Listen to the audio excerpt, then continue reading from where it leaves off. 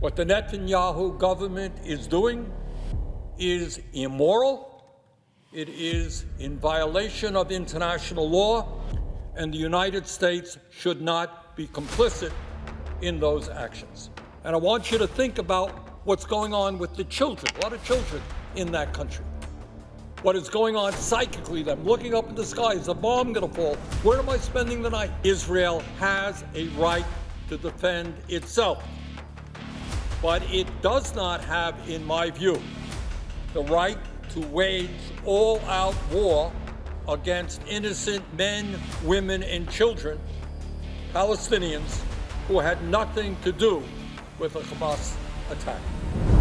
First, while I strongly support Ukraine's valiant efforts to defend itself against Putin's invasion and Israel's need to defend itself against incoming rocket and missile attacks, I am deeply concerned that this legislation has no investments to address the needs of working families in the United States, 60% of whom are living paycheck to paycheck.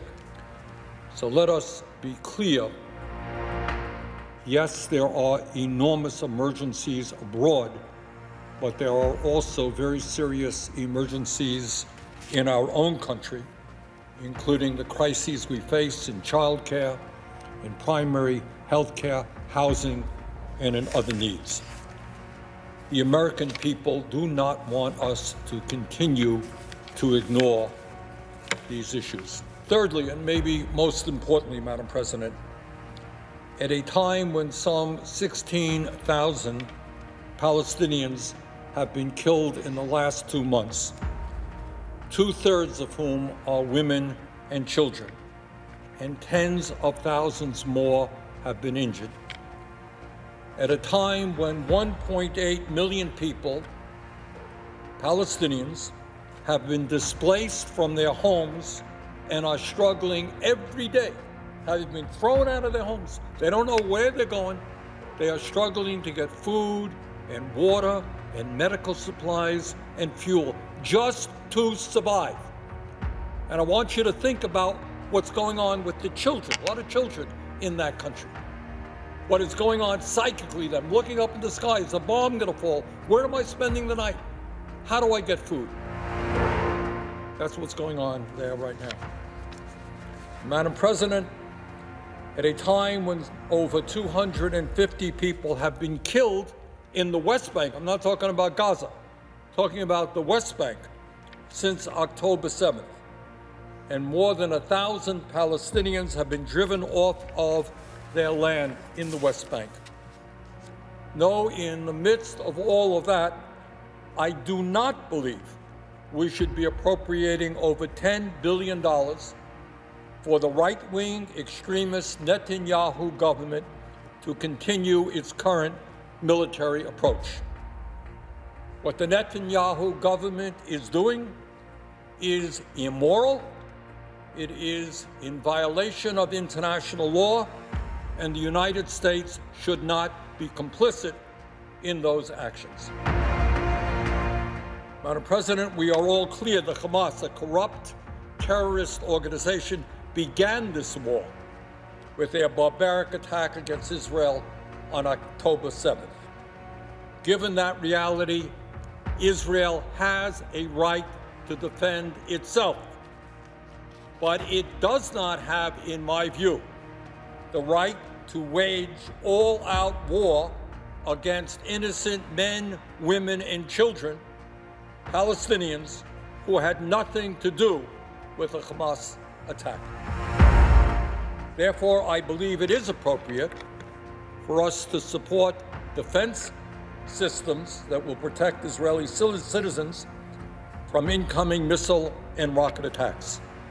But I believe that it would be irresponsible for us to provide an additional $10.1 billion in unconditional military aid that will allow the Netanyahu government to continue its current offensive military approach.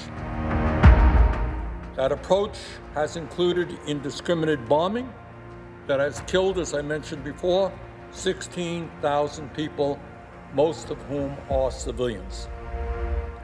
And I want to make this point. All of us, many of us, I hope most of us, understand that what is going on in the Ukraine is horrendous. Putin, almost 2 years ago, attacked Ukraine. The result is massive destruction. Hundreds of thousands of young Russian soldiers are dead. Some 30,000 Ukrainian soldiers are dead.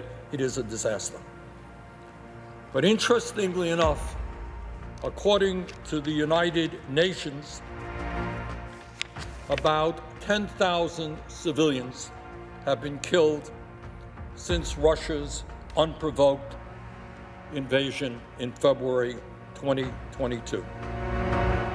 10,000 civilians killed in Ukraine in a terrible war in almost 2 years. 15,000 Palestinians killed in the Gaza area in 2 months. So, Madam President, as we proceed on this supplemental bill, which has some very, very important issues, count me in 100% for the humanitarian that we support, that we need, not only in Gaza, but all over this world. Count me in for that.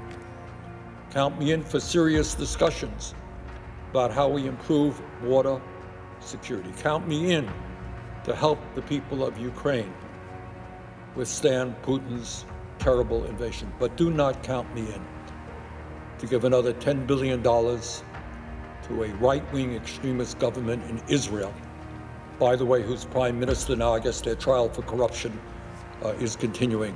Don't count me in to support that $10 billion.